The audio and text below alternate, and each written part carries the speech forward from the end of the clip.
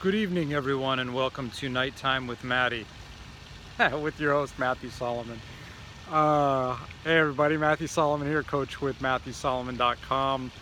I'm off for my nighttime walk. I think I'm gonna be doing some of these for a while. I kind of like the vibe.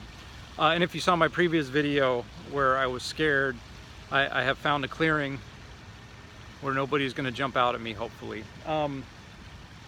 I was reading an article today, and it was a woman who is very involved in social justice, white woman who writes about privilege and racism and is really involved. And she was saying how every time she writes an article, every time she posts something, the trolls come out. And how she's learned to deal with that, and how it used to be she would engage because she thought she could help them, and then she realized that for the most part they're just trying to get a reaction. And so really coming to a place of being able to discern who to engage with and who to not engage with. And I can relate, especially since my book has come out and doing the work that I'm doing, how a lot of times it's the trolls that come out that don't even know me, don't have a clue what I'm talking about. They just see the hashtag #MeToo, or they just hear a man talking about relationships or women, and they're gonna say something because they're angry. They got shit that they're mad about, and they got time on their hands to go after somebody who's trying to make a difference. And then there's the haters that do know me or used to know me, and the people that feel the need to comment or criticize or cut me down. And as recently as yesterday, there's somebody I haven't talked to in 2 years, and they felt the need to make a comment on a post of mine. And the thing is, there's a reaction. Like, I've done a lot of work, I do a lot of work, and there's still the emotional side. There's still the part of me that's that the fight or flight thing that comes up.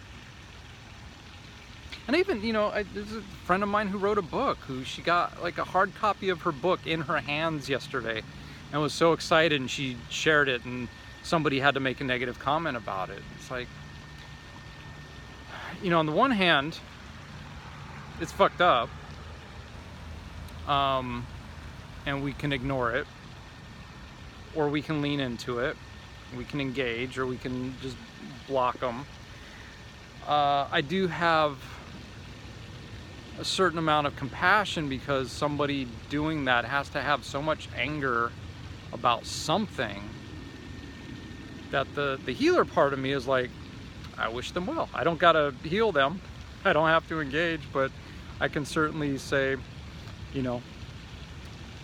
I hope that they find happiness and get help and all of that far away from me.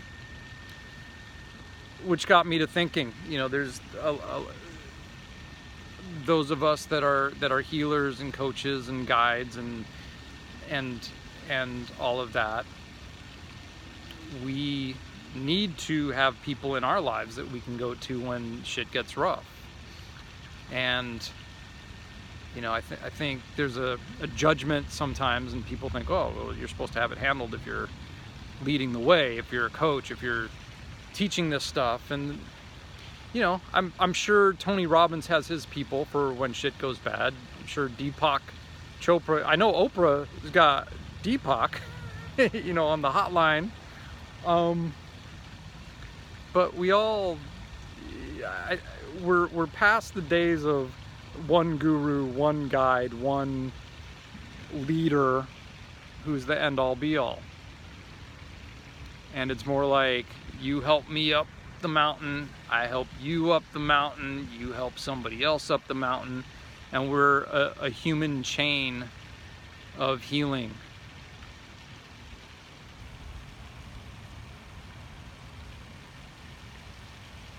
And you have to invest in yourself.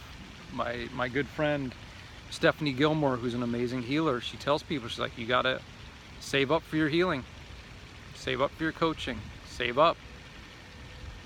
Because the only thing that's going to break you out of the pattern that you're in now is doing something different, is investing in yourself, because we don't, for the most part, invest in ourselves. I have a friend who does really well financially, and most of her money goes to healing, which is great. I respect the fuck out of her for doing that for herself, because it makes a difference. And there's, I'm gonna Star Wars geek out for a second. Two redeeming qualities, two redeeming scenes in Phantom Menace, which is a horrible movie. And I'll fight you on that. That's the one thing I'll fight. The lightsaber duel at the end. And then the scene at the very end, the parade, where Yoda says, there's always two, there's a master and apprentice. And at the end of that movie, you see Yoda and his master sitting right behind him.